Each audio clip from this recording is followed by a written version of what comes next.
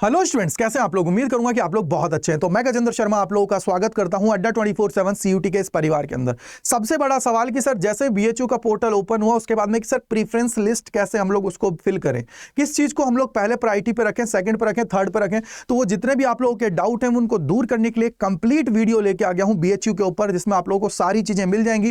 Comparison भी मैं करा दूंगा कि किसके अंदर क्या चीज बेनिफिट है, क्या चीज में आप लोगों का बेनिफिट नहीं है। उन सारी चीजों के बारे में मैं आप लोगों को आइडिया दे दूंगा, जिससे आप लोग इजीली अपनी प्रेफरेंस लिस्ट है उसको बना पाओगे। तो चलिए हम लोग जानने की कोशिश करते हैं।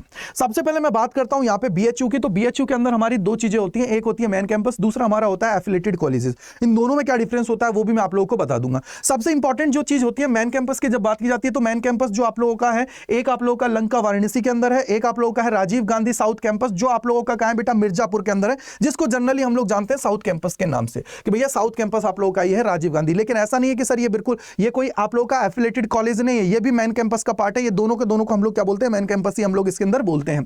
जब मेन कैंपस की बात की जाती है तो इसके अंदर हम लोग जब जनरली मेन कैंपस को देखते हैं, जो लंका वाराणसी है उसके अंदर हम लोग बोलते हैं कि भैया एफएमसी, और एक होता है एमएमवी। भैया ये क्या होता है, एफएमसी का मतलब क्या हुआ, तो बेटा ये होती है आप लोगों की faculty in the main campus, right है। तो इसके अंदर ऑलमोस्ट सारे कोर्सेज हैं जो आप लोगों के वो अवेलेबल हैं, तो आप लोगों को टेंशन करने की जरूरत नहीं है जो। और ये हमारा बेसिकली क्या है, मेल और फीमेल दोनों कैंडिडेट्स के लिए है, यानी कि इसके अंदर दोनों पढ़ सकते हैं, दोनों एडमिशन ले सकते हैं। सेकंड की जब बात की जाती है वो होता है हमारा एमएमवी। एमएमवी बेसिकली महिला महाविद्यालय है, और इसकी जब बात की जाती है तो ये क्या हुआ भैया, फीमेल्स के लिए है। अब यहाँ पे जब हम लोग प्रायोरिटी की बात करते हैं तो कट ऑफ जो हमारी एफएमसी की होती है वो ज्यादा जाती है एज कंपेयर टू एमएमवी की, यानी कि महिला विद्यालय के कंपैरिजन में हमारी जो faculty in the main campus है उसकी कट ऑफ ज्यादा जाती है, क्योंकि इसके अंदर आप लोगों का मेल और फीमेल दोनों अवेलेबल होते हैं, राइट है। तो इसलिए आप लोगों की कट ऑफ भी आप लोगों को ध्यान रखनी है कि कट ऑफ कितनी किसकी जाती है। सारे कोर्सेज अवेलेबल हैं। एमएमवी की बात करते हैं तो इसके अंदर बीकॉम के कोर्सेज आप लोगों के अवेलेबल नहीं है। जब हम लोग बात करते हैं इसकी साउथ की, जो हमारा क्या है राजीव गांधी साउथ कैंपस, तो इसके अंदर भी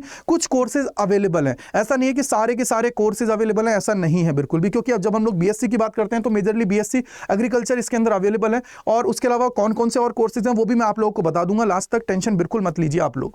जब बात की जाती है हमारे एफिलिएटेड कॉलेजेस की, तो एफिलिएटेड कॉलेज आप लोगों को सबको नजर आ रहे होंगे, चार बेसिकली हमारे एफिलिएटेड कॉलेजेस हैं। ये हमारे क्या हैं, जो हमारा वाराणसी का एरिया है, जहां हमारा मेन कैंपस है, उसके 8 से 10 किलोमीटर के एरिया के अंदर ये सारे के सारे कैंपसेस आप लोगों के अवेलेबल हैं, जो कॉलेजेस हैं सारे की सारी, राइट है। अब सबसे इंपॉर्टेंट चीज अगर आप लोगों ने यहाँ पे देखा होगा तो स्टार्टिंग के जो 3 कॉलेजेस हैं वो आप लोगों की फीमेल्स के लिए है, यानी कि यहाँ पे अगर मैं बात करूं कंप्लीट बीएचयू की, तो फीमेल्स के लिए यहाँ पे बेनिफिट ज्यादा है एज कंपेयर टू बॉयज के। क्यों? क्योंकि सर सीट्स आप लोगों की ज्यादा हैं इसके अंदर। जब हम लोग बात करते हैं डीएवी की, तो डीएवी आप लोगों का मेल और फीमेल दोनों के लिए है। अब यहां पे बात आती है कि सर कौन कौन से कोर्सेज अवेलेबल हैं। अगर मैं एफिलिएटेड कॉलेजेस की बात करता हूं और इसके अंदर कौन सा कोर्स अवेलेबल नहीं है, तो यहां पे आप लोगों का बीए और बीकॉम के जो कोर्सेज हैं वो सारे के सारे यहां पे अवेलेबल हैं। एफिलिएटेड कॉलेजेस की बात की जाती है उसके अंदर। लेकिन जब बीएससी के कोर्स की बात करते हैं तो बीएससी का कोर्स आप लोगों का यहां पे अवेलेबल नहीं है। तो ये सबसे मेजर चीज है। और बीएससी की बात की जाती है तो बीएससी आप लोगों का एफएमसी यानी कि मेन कैंपस में अवेलेबल है, और कुछ कोर्सेज आप लोगों के आरजीएससी के अंदर भी है। अब आरजीएससी क्या होता है, राजीव गांधी साउथ कैंपस है, मिर्जापुर के अंदर है, फीमेल और मेल दोनों के लिए है। तो ये थोड़ा आप लोगों को ओवरव्यू मिल गया है कि सर इसके अंदर क्या क्या चीजें हैं। तो सबसे दूर कौन सा है भैया, ये जो राजीव गांधी साउथ कैंपस है वो 70 किलोमीटर्स है, ठीक है, दिमाग में बिठा लीजिए। तो ये पूरा ओवरव्यू हो गया है। इससे आप लोगों को थोड़ा आइडिया लग गया है कि भैया मेन कैंपस बेटर रहेगा या कौन। अब सबसे इंपॉर्टेंट चीज यहां पे आती है कि सर मेन कैंपस की कट ऑफ ज्यादा जाती है एफिलिएटेड कॉलेजेस की, तो भैया मेन कैंपस होता है उसकी कट ऑफ ज्यादा जाती है एफिलिएटेड कॉलेजेस के कंपैरिजन में, राइट। आई होप कि ये सारा कंप्लीट हो गया होगा। अब मैं आप लोगों को कुछ कंपैरिजन कराता हूं इसके अंदर कि कौन कौन सी चीजें हैं, राइट। सबसे इंपॉर्टेंट है कि भैया मेन कैंपस और जो एफिलिएटेड कॉलेजेस होते हैं उनके अंदर कंपैरिजन क्या होता है। तो मैंने यहाँ कुछ पॉइंट लिखे हैं, इसके अलावा भी और भी पॉइंट्स होते हैं जिनके कंपैरिजन होता है, लेकिन मेजर जो पॉइंट्स हैं वो यही हैं।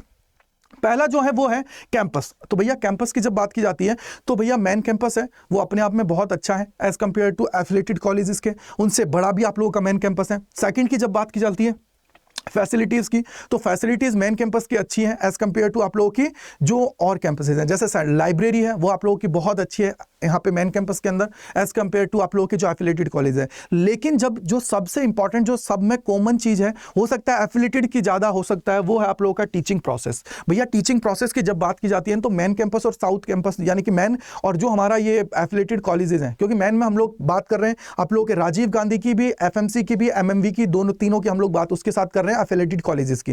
तो भैया इसके अंदर आप लोगों को ध्यान रखना है क्या कि सर इनके अंदर टीचिंग जो प्रोसेस है वो ऑलमोस्ट सेम होती है। हो सकता है आप लोगों की जो एफिलिएटेड कॉलेज कॉलेजेस हैं उसके अंदर भी आप लोगों की टीचिंग है वो ज्यादा हो मेन कैंपस से। हो सकता है कुछ टीचर्स उसके अंदर बहुत अच्छे हैं, तो ये थोड़ा सा आप लोगों को आइडिया रखते हुए आगे बढ़ना है। जब हम लोग बात करते हैं यहाँ पे हॉस्टल्स की, तो बेटा हॉस्टल्स की जो फीस है आप लोगों के मेन कैंपस की हॉस्टल फीस है वो कम होती है एज कंपेयर टू जो आप लोगों के एफिलिएटेड कॉलेजेस है। जैसे एक एग्जांपल के थ्रू मैं समझा देता हूं कि जैसे हॉस्टल की फीस आप लोगों की और जो मेन फीस है मेन कैंपस की वो भी आप लोगों की कम होती है।